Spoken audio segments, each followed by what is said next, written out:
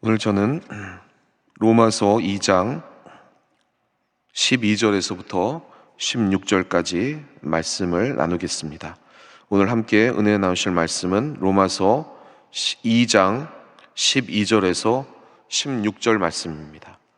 다 같이 봉독해 올리겠습니다. 무릇 율법 없이 범죄한 자는 또한 율법 없이 망하고 무릇 율법이 있고 범죄한 자는 율법으로 말미암아 심판을 받으리라. 하나님 앞에서는 율법을 듣는 자가 의인이 아니요 오직 율법을 행하는 자라야 의롭다 하심을 얻으리니 율법 없는 이방인이 본성으로 율법의 일을 행할 때에는 이 사람은 율법이 없어도 자기가 자기에게 율법이 되나니 이런 이들은 그 양심이 증거가 되어 그 생각들이 서로 혹은 고발하며 혹은 변명하여 그 마음에 새긴 율법의 행위를 나타내느니라. 곧 나의 율법에 이른 바와 같이 하나님이 예수 그리스도로 말미암아 사람들의 은밀한 것을 심판하시는 그날이라. 아멘. 어제 우리 사랑하는 성도 여러분께 그토록 바라시는 삶의 진정한 은혜와 평강은 어디서 오는가 말씀을 드렸습니다. 그것은 주님을 더욱 알아가는 것이라고 말씀을 드렸는데요. 그래서 이 사순절 기간 주님을 더욱 알아갈 수 있도록 주님이 누구신지 또 주님이 주시는 그 복음의 진실은 무엇인지 이 상세히 기록한 로마서를 통해서 함께 은혜 나누도록 하겠습니다. 어제는 첫 번째 시간으로 이 세상의 실패에 대해서 사면령을 내리시고 새롭게 구원하시고 우리를 주님의 것이라 불러주시는 그 부르심 앞에 우리는 응답해야 된다. 이것이 복음 앞에 서는 우리다라고 말씀을 드렸습니다. 오늘은 두 번째 시간인데요. 로마서 2장을 통해서 심판의 의미를 살펴볼까 합니다. 하나님께서는 개를 심판하지 않으십니다. 고양이를 심판하지 않으십니다. 하나님께서는 오직 인간을 심판하십니다. 하나님께서 인간을 당신의 형상에 따라 만드셨고 또 인간에게 세계를 경영할 책임을 부여해 주셨기 때문에 또 자연 만물을 통해서 하나님을 알 수 있게 해 주셨기 때문에 하나님은 세상의 모든 책임을 오직 인간에게 물으시고 오직 인간을 심판하십니다. 인간은 하나님의 심판을 받는 유일무이한 존재입니다. 그래서 인간은 자기 마음대로 살다가 가면 그만인 가벼운 존재가 아니라 자기가 행한 것에 책임을 져야 하고 심판을 받아야 하는 실로 중요하고 무거운 존재라는 것입니다. 그런데 하나님의 심판이 있다라는 얘기를 하면 대놓고 부정하지는 않지만 대부분이 고리타분하게 생각하거나 냉소적인 반응을 보입니다. 진지하게 듣고 생각하는 그리스도인들이 많지 않아 보이는 것이 현실입니다. 이것은 오늘의 그리스도인들이 사람 앞에서 살지 하나님 앞에서 살고 있지 않다는 명백한 증거라는 것입니다. 그런데 오늘 제가 드리고자 하는 강조하는 말씀은 이 심판이 세상을 멸하거나 벌 주는 것이 아니라 이 심판이 복음, 좋은 소식이라는 것입니다. 그것이 오늘 본문에 나와 있습니다. 그래서 첫 번째 서론 부분인데요. 16절 말씀을 우리 같이 한번 봉독해 올리겠습니다. 16절 말씀입니다. 곧 나의 복음에 이른 바와 같이 하나님이 예수 그리스도로 말미암아 사람들의 은밀한 것을 심판하시는 그날이라. 사도 바울은 이 심판이 복음의 일부분이라고 얘기를 하고 있습니다. 이상하죠? 그 이유에 대해서 오늘 말씀드리고자 하는 것입니다. 그래서 그 이유를 설명드리기 위해서는 어제 말씀을 통해서 오늘 본문 2장까지 이렇게 진행되는 그 흐름을 좀 살펴볼 필요가 있습니다. 그래서 로마서 1장 1절에서부터 15절 말씀을 다시 요약하면 사도 바울은 로마 교회를 처음 방문하기 위해서 편지를 썼습니다. 어제 말씀드리는 것처럼 이 서바나, 이 스페인, 그 당시에는 땅끝이라고 알려져 있던 그곳까지 주님의 명령에 따라 땅끝까지 복음을 증거하기 위해서 그 로마에 가서 후원을 얻고 또 안디옥 교회처럼 파송을 받기 위해서 그 로마를 방문하기 위해서 편지를 썼다는 것입니다. 그래서 자신을 소개하고 그들과 같이 똑같은 복음을 믿고 있음을 요약해서 얘기합니다. 그것은 어제 말씀드린 것처럼 구약에 말씀하신 것에 따라 십자가에서 죽으시고 부활하셔서 우리를 불러주시는 주님의 목소리를 나도 똑같이 들었다, 이것입니다. 그래서 바울이 로마에 가고 싶어하는 그 이유, 이 특별한 은사를 로마 교인들에게 나누고 싶었고, 혹여나 이 로마에서 만약에 붙잡혀진다면 내가 얘기하고 있는 이 진정한 이 복음이라는 것을 상세히 설명하고 있는 것입니다. 그것이 이 로마서 1장 17절, 여러분이 잘 아시는 복음의 정의에 대해서 나와 있는데요. 그래서 세 번째, 로마서 1장 16절에서 17절 말씀 중에 우리 로마서 1장 17절을 같이 한번 합독해 보겠습니다. 복음에는 하나님의 의가 나타나서 믿음으로 믿음에 이르게 하나니 기록된 바 오직 의인은 믿음으로 말미암아 살리라 함과 같으니라. 잘 아시는 유명한 로마서 1장 17절입니다. 의인은 오직 믿음으로 말미암아 살리라. 여기서 중요한 게 의인이죠. 여기서 말하는 그 의인은 죄인이지만 하나님이 죄 없다고 사면 용서해 주시는 그 사람을 말합니다. 전에 말씀드렸던 바 복음의 핵심 의미는 사면장입니다. 사면장은 죄인에게만 유효한 것이죠. 그래서 스스로 죄가 없다는 사람에게는 아무런 의미가 없는 것입니다. 하지만 죄를 고백하며 고개를 숙인 사람은 예수님을 믿으면 하나님은 그의 죄를 사해 주시고 말씀하십니다. 너는 이제부터 믿음으로 말미암아 살아라. 그런데 여기서 말하는 그 믿음이 어디서 오는가가 중요합니다. 그래서 이 사도 바울이 이것을 설명을 합니다. 나로부터 유래한 믿음인가? 그렇죠?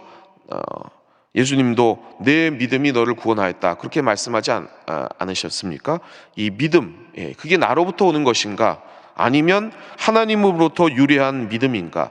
믿음은 하나님의 선물이다, 이런 것을 여러분이 들어보셨지 않습니까? 이 둘의 상관관계를 설명을 합니다. 예를 들면 그런 것이죠. 진주를 생각해 보시면 진주 조개의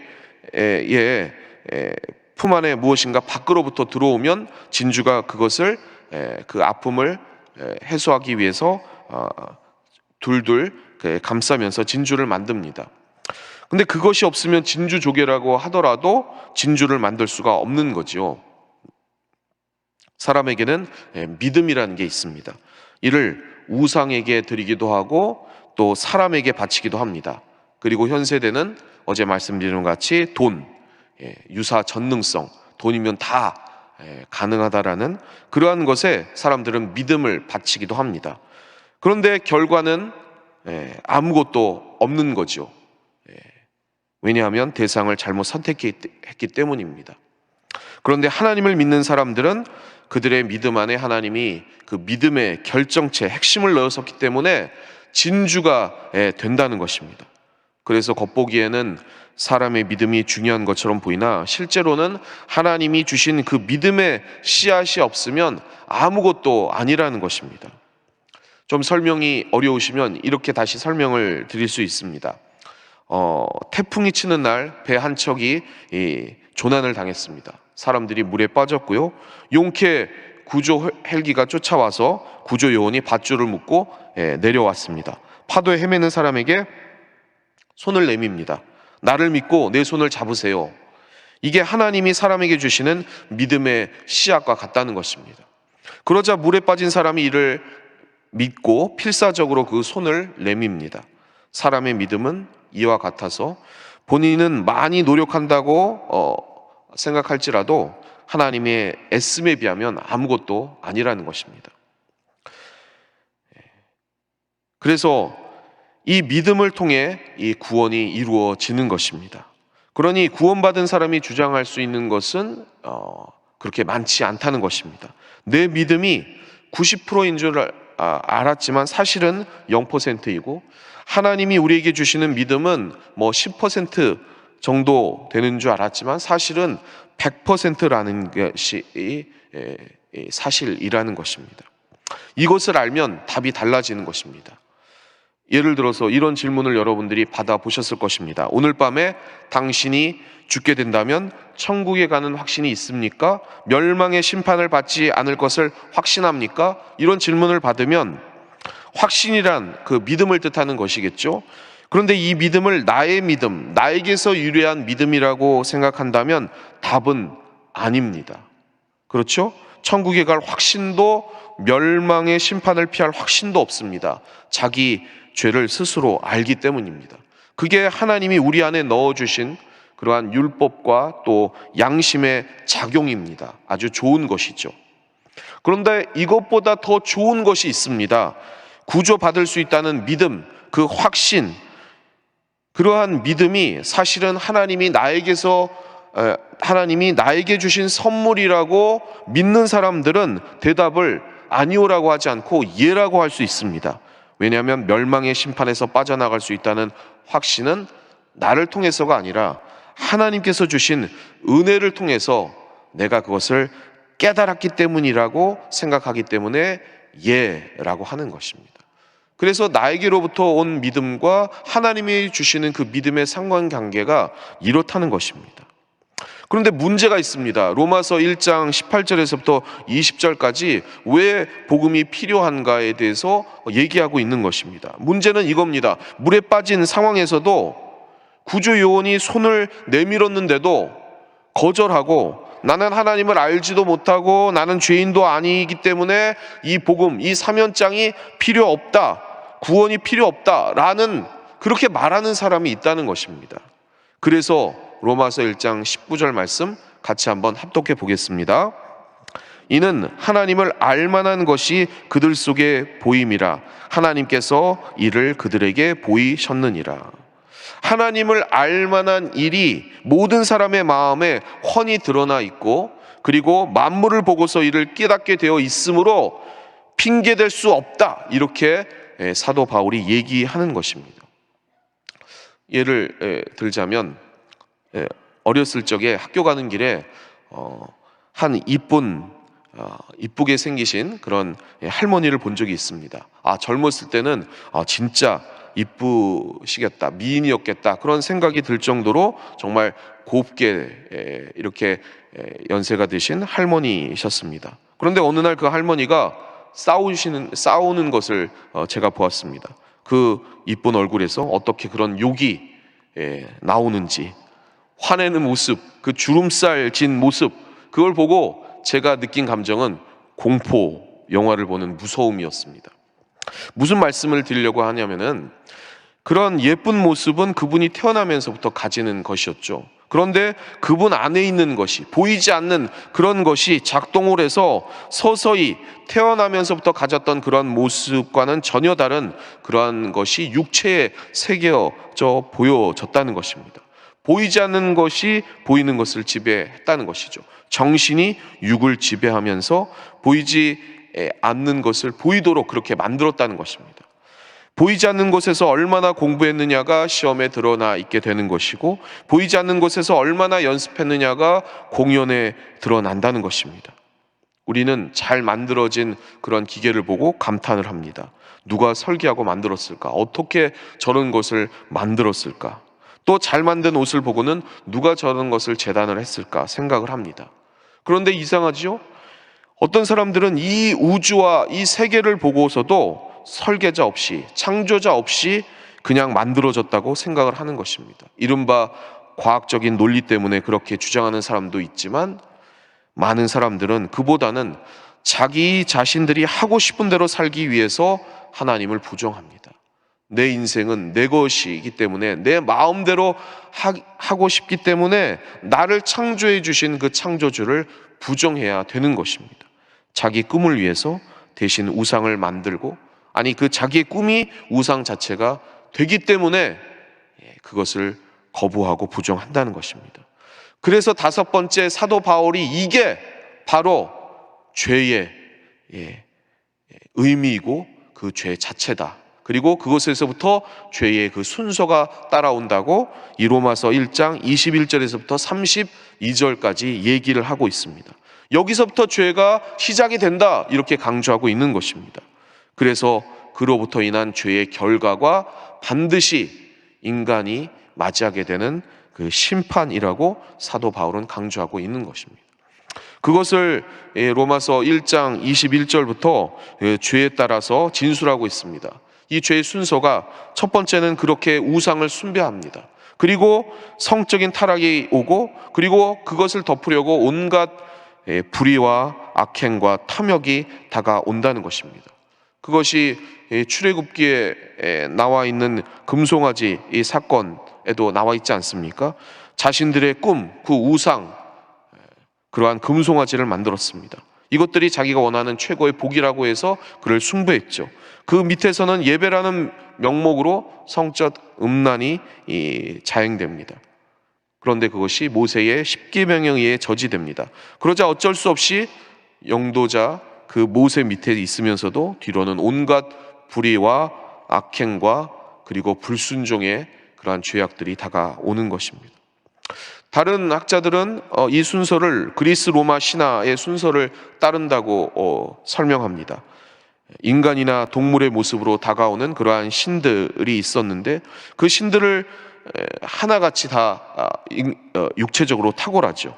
그렇게 잘생긴 남자와 여자를 탐합니다. 성적 접촉을 통해서 자녀들이 생겨나는데 그 과정 자체가 그리스 로마의 신들의 그 숭배입니다. 이로 말미암아 온갖 시기와 질투와 분노가 벌어지고 신들과 접촉했던 사람치고는 정상인 사람이 없습니다. 거기다가 동성애까지. 사도 바울이 이 이야기의 줄거리를 죄의 순서로 풀어내고, 그리고 오늘날도 마찬가지라고 얘기를 하는 것입니다. 돈과 명예의 우상을 탐하고, 그리고 성적으로 타락하고, 그리고 나서 이를 감추기 위해 온갖 불의와 악행을 저지르는 것이 이 세대다라고 얘기를 하고 있는 것입니다. 그래서 여섯 번째 로마서 2장 오늘 본문에 이 심판을 사도 바울이 얘기를 합니다. 죄의 마지막 끝에 바로 이 심판에 인간은 이르게 된다는 것입니다. 이 죄의 유형이 로마에 사는 그 이방 사람들에게만 아닌 오늘 본문 말씀인 2장 16절 그들을 비난하던 그 율법 안에 의인이라고 얘기했던 유대인 안에서도 똑같이 드러낸다고 얘기하고 있습니다. 그래서 로마서 2장 16절 말씀 다시 한번 우리 같이 봉독해 올리겠습니다. 곧 나의 복음에 이른 바와 같이 하나님이 예수 그리스도로 말미암아 사람들의 은밀한 것을 심판하시는 그날이라. 사도 바울의 가슴 아픈 지적입니다. 유대인들은 하나님의 말씀을 먼저 받은 자들이었지만 결국 같아졌음에도 스스로를 부정합니다. 당시 로마 인구가 70만이었는데 그 중에 유대인만 6만 명이었습니다.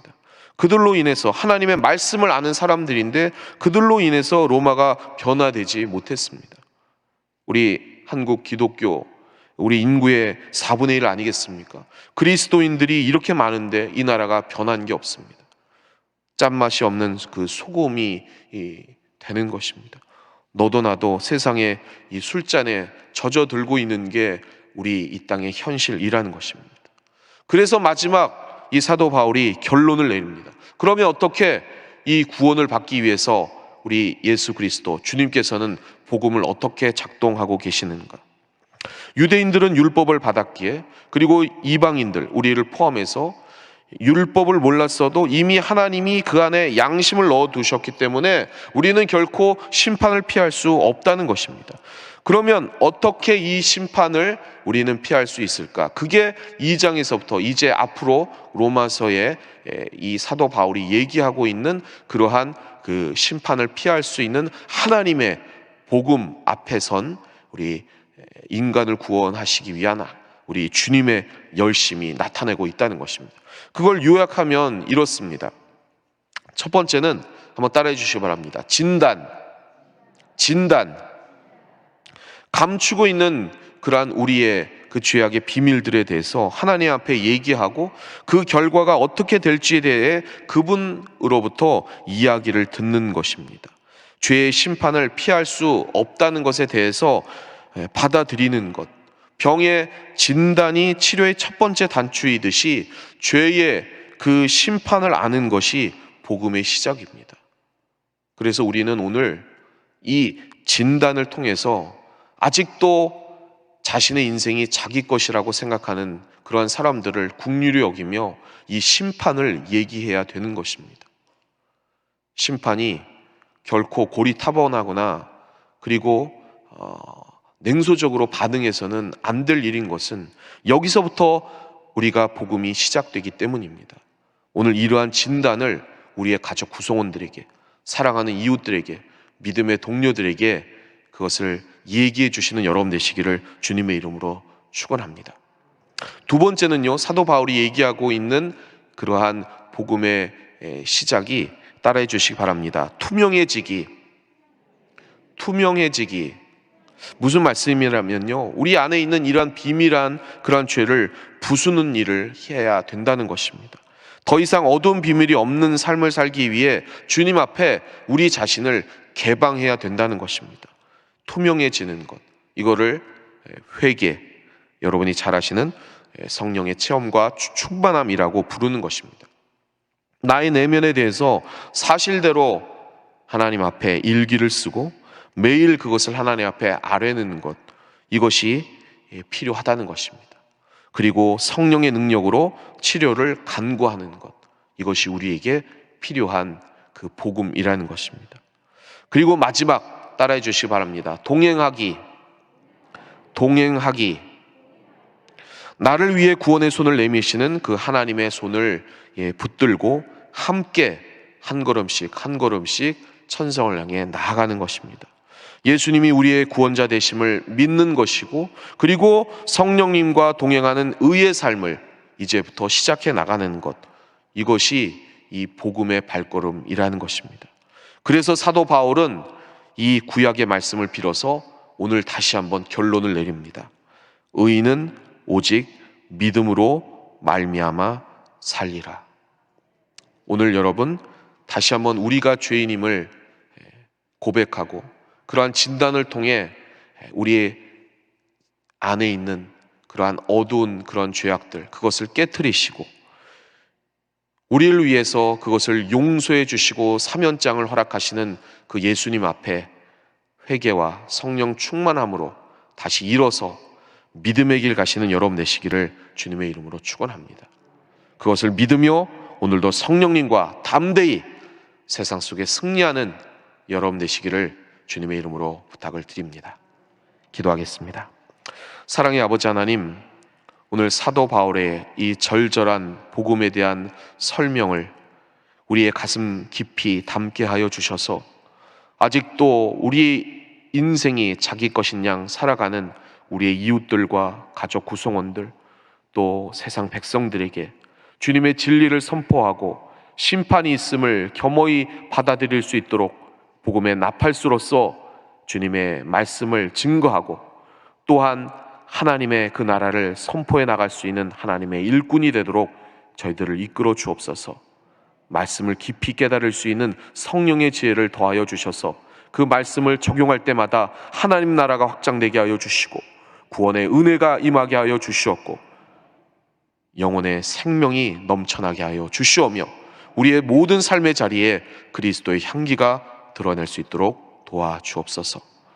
오늘도 주님의 제단을 위하여 물질 심은 손길에 만복으로 갚아주시고 혹여나 물질로 핍절하지 않도록 넉넉히 채워주셔서 주님 나라를 위해 헌신하고 베풀며 나누며 구제할 수 있는 귀한 인생 되게 해 주옵소서. 오늘도 말씀을 들고 세상 밖으로 나가는 귀한 권속들 긍휼히 여주셔서 주님 손붙잡아 주시고 의의 백성으로 살 수 있도록 성령님 역사해 주옵소서.